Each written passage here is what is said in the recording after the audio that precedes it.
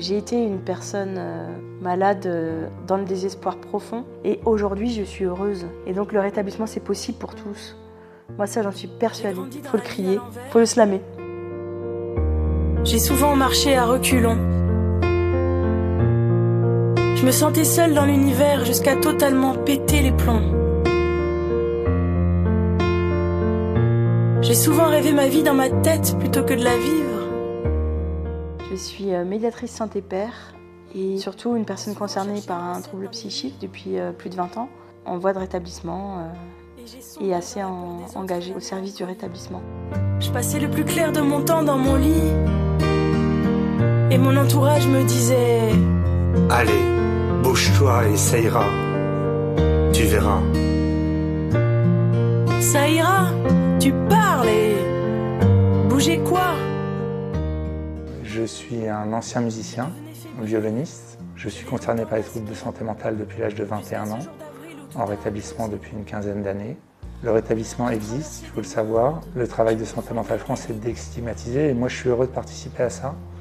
Je suis heureux de pouvoir montrer ça, qu'il y a des personnes qui peuvent avoir connu des graves difficultés de santé mentale et s'en remettre aujourd'hui suffisamment bien pour participer à un enregistrement. En fait, j'étais maniaque. En vrai, j'ai rien compris.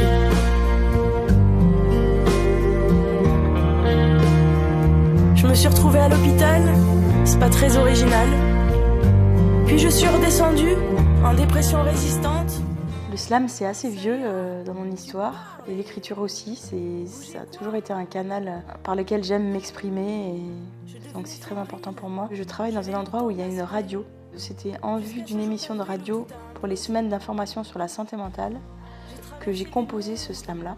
L'équipe qui a organisé le congrès Réhab, donc Santé Mentale France, m'a demandé de le déclamer.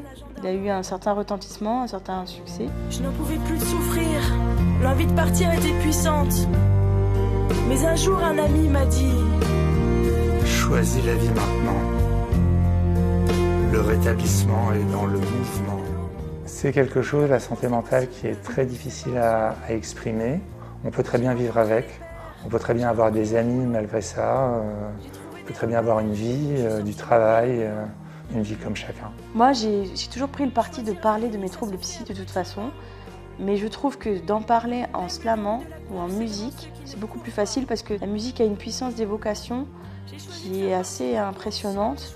Les gens sont beaucoup plus touchés, beaucoup plus sensibles aux mots que vous utilisez quand c'est dans une démarche artistique. Ça envoie des messages forts, ça touche les cœurs. Je compte bien continuer. Choisis la vie maintenant. Le rétablissement est dans le mouvement.